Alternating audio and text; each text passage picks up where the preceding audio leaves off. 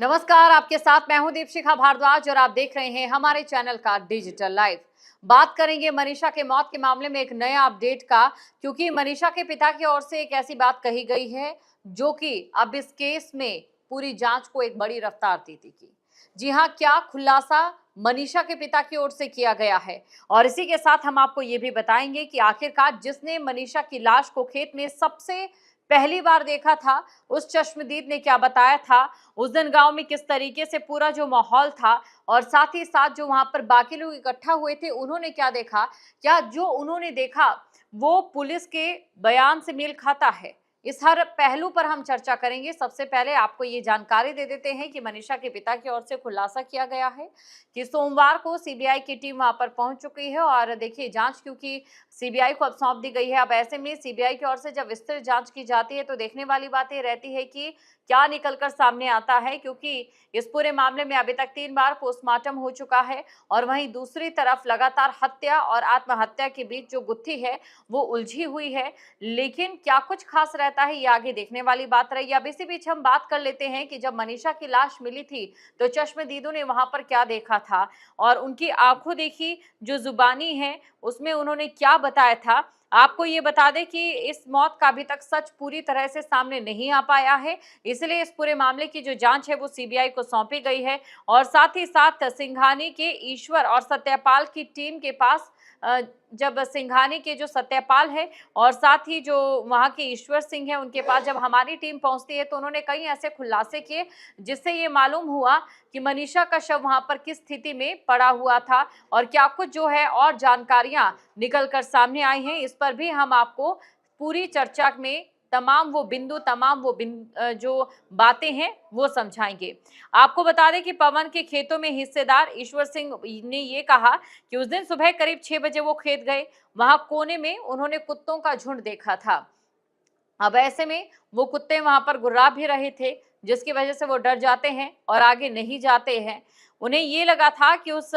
खेत में किसी भेड़ या बकरी का मरा हुआ मेमना है और कुत्ते उसे नोच रहे हैं। तभी भेड़ बकरी चराने वाला सत्यपाल भी वहां पर आ जाता है और उन्होंने उसे ये ताना दिया कि तूने एक बार फिर से अपना जो बकरी का बच्चा है वो खेत में घेर दिया। फिर हम डंडा लेकर आगे बढ़े तो कुत्तों को भगाया, तब वहां देखा कि वहां पर शव पड़ा था और आसपास 7 से 8 जो कुत्ते वहां पर मौजूद थे। आपको ये बता दें कि यहाँ पर मनीषा जिस स्कूल में पढ़ाती थी वहां घटनास्थल के करीब 1.5-2 किलोमीटर दूर ये जगह है। गांव सिंघानी से सिवानी की तरफ जाने वाले रास्ते पर करीब 1.5-2 किलोमीटर चलने के बाद एक नहर आती है और उसके साथ साथ कच्चा रास्ता आता है और इसी कच्चे रास्ते पर करीब 100 मीटर चलने के बाद ये वो खेत है जिसके कोने पर मनीषा का शव पड़ा था। खेत के इस हिस्से में ग्वार की फसल काफी कम है। पेड़ की छाया रहने की वजह से यहाँ पर जो फसल है वो काफी ज्यादा कम होती है।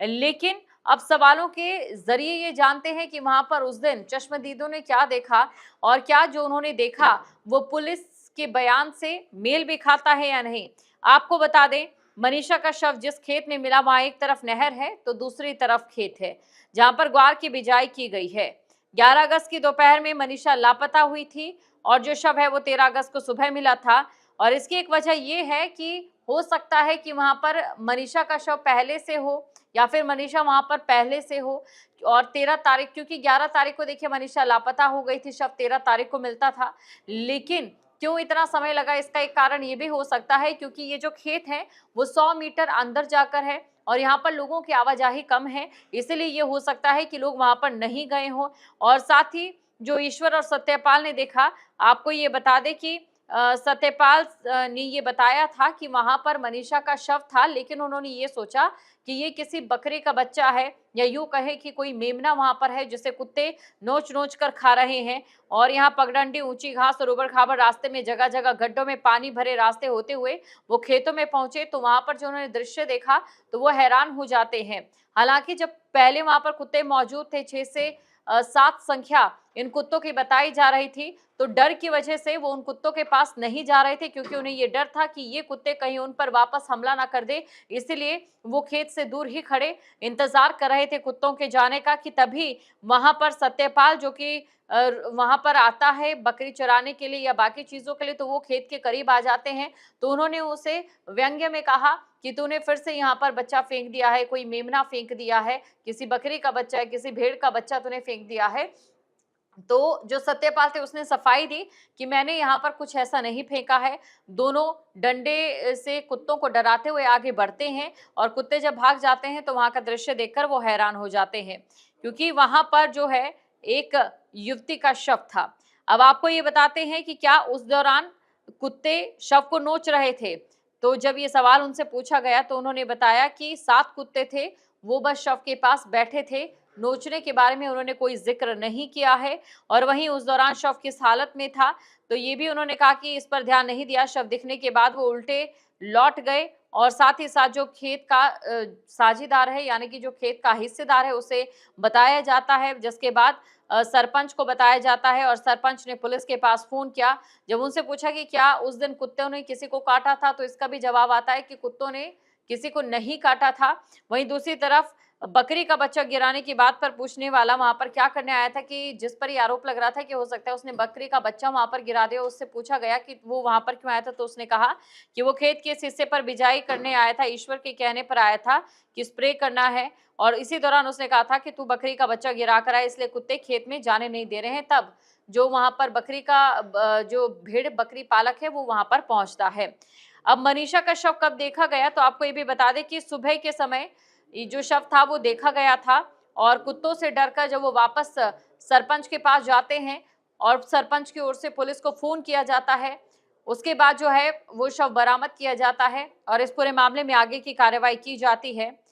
ये तमाम बयान उनके ओर से दिए गए हैं, लेकिन बड़ा सवाल ये है कि क्या उस समय कुत्ते मनीषा के शव को नोचकर खा रहे थे। तो इस पर उन्होंने जवाब दिया कि वो जो कुत्ते थे वो शव के पास बैठे हैं। और इसी के साथ जब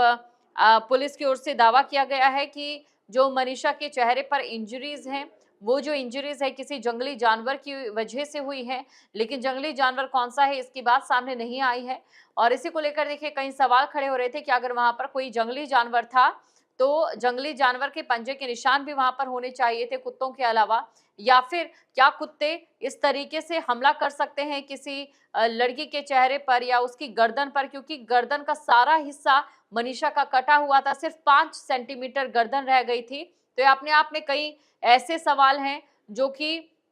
जिनके अभी जवाब ढूंढना सीबीआई का काम है और सीबीआई इन जवाबों की तलाश अब कर भी रही है। और साथ ही आपको ये भी बता दें कि तमाम उस समय जो भी जांच की ओर से अधिकारी थे या फिर जांच की ओर से जो बातें निकलकर सामने आई थी, उसमें एक बात बार बार ये कही जा रही थी कि मनीषा के चेहरे पर जो चोट के निशान है या फिर मनीषा की गर्दन पर जो चोट के निशान है वो किसी जंगली जानवर की वजह से हो सकते हैं। और जैसा कि जो वहां पर चश्मदीद थे उनकी ओर से बताया गया कि वहां पर कुत्ते बैठे थे, लेकिन क्या कुत्तों की वजह कुत्तों के हमले से ही वैसे निशान हुए होंगे, ये यहाँ पर बड़ा सवाल है। और इसी के साथ ही आपको ये भी बता दें कि देखिए मनीषा नर्सिंग कॉलेज में एडमिशन लेने के लिए घर से निकली, शाम को जब घर नहीं लौटी थी तो उसके बाद उसकी तलाश शुरू की गई थी। और 13 अगस्त को जिस प्रकार से मनीषा का शव मिलता है उसके बाद पूरे गांव में कहीं ना कहीं परेशानी की एक लहर देखी गई थी कि आखिरकार मनीषा के साथ क्या हुआ है। और धीरे धीरे ये जो लहर थी वो पूरे राज्य में फैल जाती है, पूरे देश में सवाल खड़ा हो जाता है कि आखिरकार मनीषा के साथ क्या हुआ है, क्या मनीषा की हत्या हुई है या फिर मनीषा ने आत्महत्या की है। जहाँ भक्ति है हर शब्द में, कथाओं में छुपे हैं दिव्य रहस्य और ज्योतिष देता है जीवन को दिशा। धर्म से जुड़ी हर बातों को जानने के लिए हमारे चैनल स्तुति को सब्सक्राइब करें। चैनल पर जाने के लिए इस लिंक पर क्लिक करें।